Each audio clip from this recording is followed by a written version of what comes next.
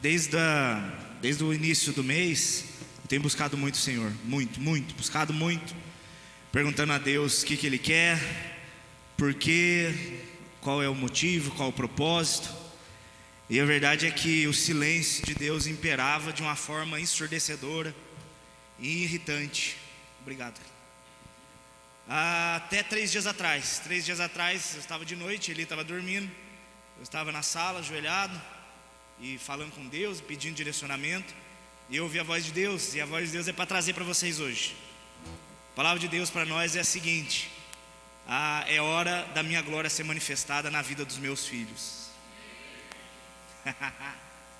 É hora que Deus vai se manifestar na vida de cada um dos filhos. Tem gente confundindo muitas coisas.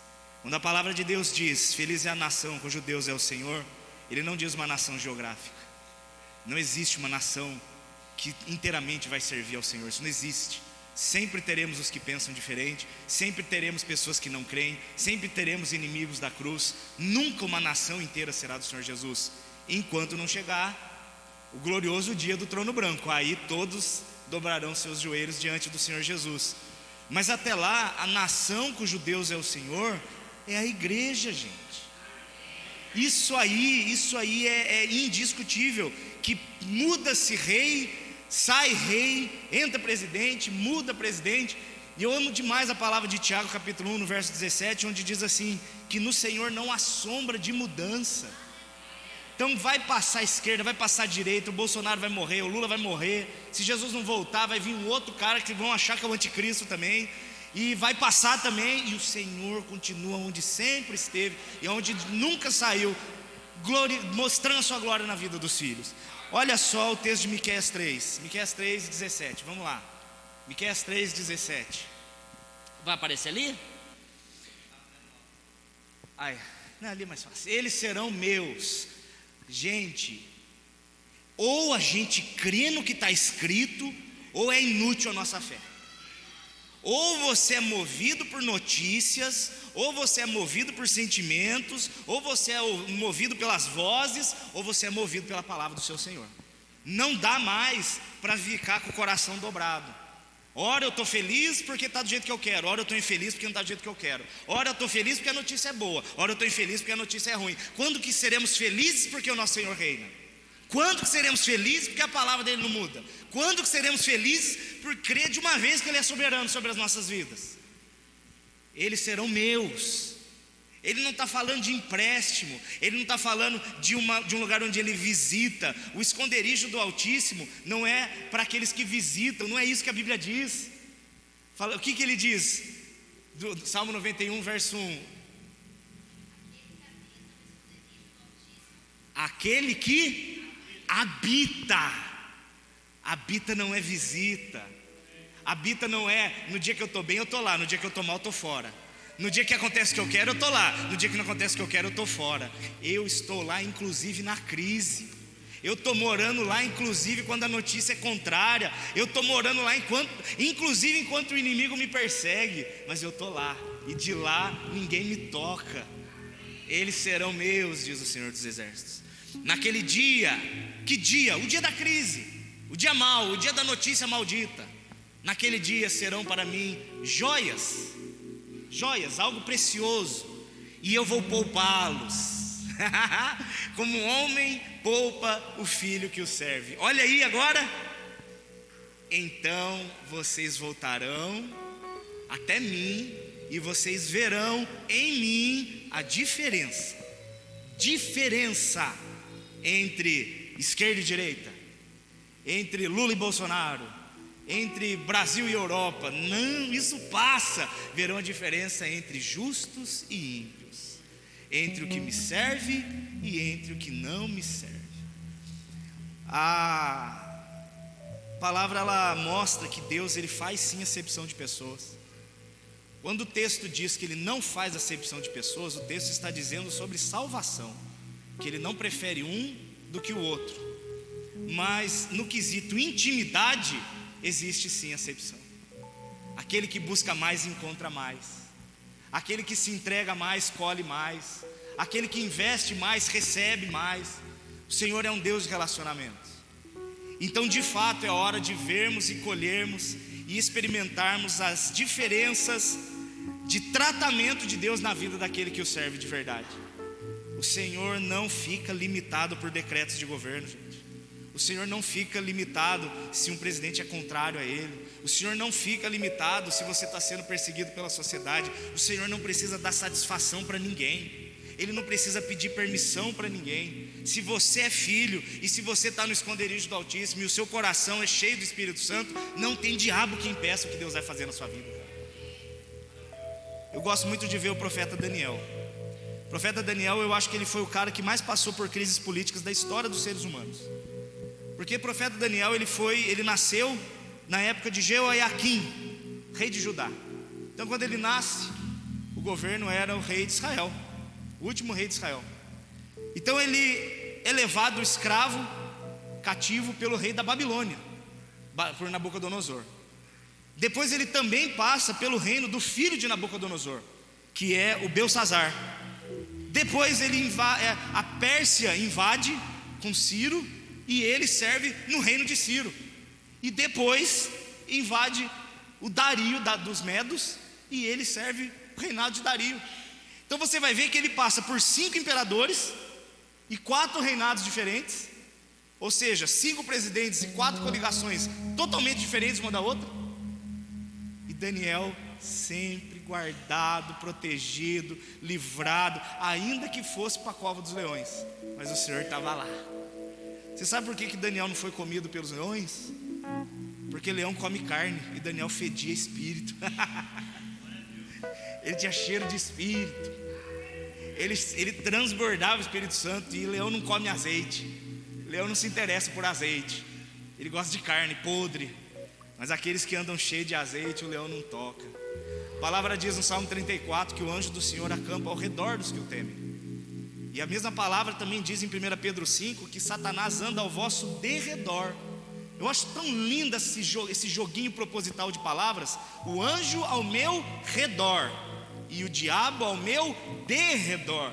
Ou seja, para que ele tenha algum acesso a mim, ele precisa passar pelo anjo do Senhor que acampa ao meu redor. Se essa segurança para você não é maior do que se o Bolsonaro ganhar, tem algo muito errado, cara. Se você fica mais em paz, se o seu presidente que você vota ganhe, do que saber que o Altíssimo é do seu lado, tem algo errado, cara. Eu tenho pavor do PT, tenho horror do PT, eu particularmente. Mas eu tenho muito mais horror de estar fora da presença de Deus. Eu tenho muito mais horror de estar vazio do Espírito Santo. Eu tenho muito mais medo daqueles que estão aqui com as mãos levantadas, mas os corações distantes do Pai. Isso me dá medo, isso me assusta. Porque aí você realmente está desprotegido. Aí você está desprotegido. Eu quero mostrar o texto de Ezequiel 14 para vocês verem o que Deus fala sobre Daniel. Ezequiel 14, a partir do verso 13. Já estamos terminando para dar tempo dos outros amados. Filho do homem, quando uma terra pecar contra mim, se rebelando gravemente, então estenderei minha mão contra ela. Ela quem? A terra. A terra aí é o sinal de um povo. Vou estender minha mão contra um povo. Quebrarei o sustento de pão, enviarei contra ela fome, cortarei dela homens e animais. O povo que se volta contra Deus vai colher tempos de crise. Mas olha o que ele fala: ainda que estivessem no meio dela, no meio desta terra, homens como Noé, Daniel e Jó. Por que ele cita os 3? Porque eles eram conhecidos pelo nome. Quem estava aqui semana passada, eu quis frisar muito isso, sobre Deus conhecer os seus filhos pelo nome. Aqueles que Deus conhece pelo nome, aqueles que o amam, o buscam, se entregam, confessam pecados, fogem do mal, se enchem da presença, buscam o Espírito Santo de Deus, buscam conhecer as Escrituras, buscam amar, fazer o bem. A esses que Deus conhece pelo nome, pela sua justiça, livrariam as suas almas. E olha só depois, deixa eu ver, verso 16, só para acelerar. Estes 3 homens, se eles estivessem no meio dessa terra, vivo eu, diz o Senhor, que nem os filhos e as filhas eles salvariam, mas ficariam livres enquanto a terra fosse assolada.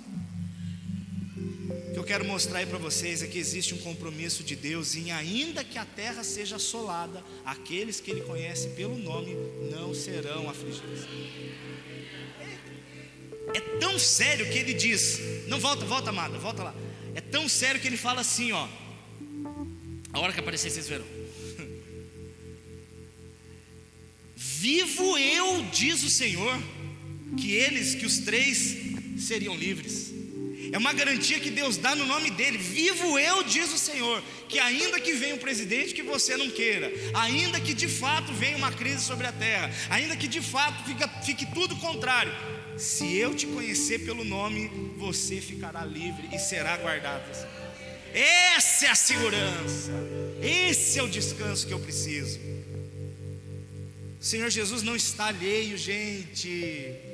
Ele está deixando ir até onde Ele entender que foi o tempo, para que Ele interfira e coloque a sua mão, e Ele vai falar: chega, agora é hora de levar os meus embora para casa. Uma coisa para dar um ânimo para você é que o arrebatamento ele exige algumas situações para que a profecia seja cumprida na plenitude. Uma dessas condições é que a terra esteja em crise. É impossível a necessidade de um anticristo caso tudo esteja bem. Se tudo estiver bem, é sinal de que o anticristo vai demorar um pouco mais. Ele vem para resolver uma crise. Então, se nos encontrarmos diante de uma crise, ao mesmo tempo que estaremos sendo guardados, porque essa é a promessa do Senhor, ao mesmo tempo a gente já pode ouvir os sinais dos passos do rei. Dá para entender? Ah, meu Deus do céu. Qual que é o seu medo? O medo é ficar sem sustento? Filipenses 4,19. Olha a promessa do Senhor: meu Deus, segundo as suas riquezas, suprirá todas as vossas necessidades em glória por Cristo Jesus. Você já tem promessa aí. Seu medo é ser perseguido? Você está com medo de ser perseguido? Põe o Salmo 91 aí, olha o verso 7. Salmo 91, verso 7. 1000 vão cair do seu lado, 10.000 vão cair na sua direita, mas tu não serás atingido. Mas eu sei o que está acontecendo. Que Deus me mostra que tem muita gente que o coração não está com medo de ficar sem sustento ou de ser perseguido. Tem muita gente que está com problema de ego. Tem muita gente que não está suportando ver o ímpio feliz. Tem muita gente que está bravo de ver a injustiça. Aparentemente vale a pena, né? Vale a pena ser injusto. O próprio Salmo 91 diz, olha no verso 8: somente com os seus olhos olharás e verás a recompensa dos ímpios. Ainda que a injustiça se alegre, essa injustiça será muito passageira. Ainda que o ímpio zombe, essa zombaria vai durar muito pouco. Ainda que o mal se levante e pareça estar vencendo, o final como o Lucas mesmo falou, tetelestai, o final do filme é garantido, a vitória é nossa. Vocês já assistiram o filme do Rocky Balboa? O Rocky Balboa, ele apanha o filme inteiro, velho. Mas é cada murro na boca que você fala, agora morreu. E ele levanta.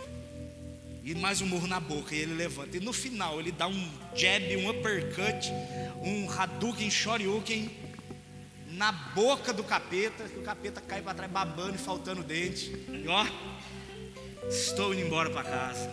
Olha. Queria terminar orando junto com vocês, para a gente fazer a melhor coisa que você pode fazer agora. Melhor reação que você pode ter agora, o maior sinal de confiança que você pode dar a Deus é consagrar você e a sua família para Ele. Nós vamos louvar um pedacinho do louvor, só um pedacinho, e depois nós vamos orar e você vai entregar a sua vida e a da sua família para Jesus, porque essa é a segurança que você tem, que ainda que surja um governo totalmente fora, o Senhor vai te guardar, porque você está totalmente dentro.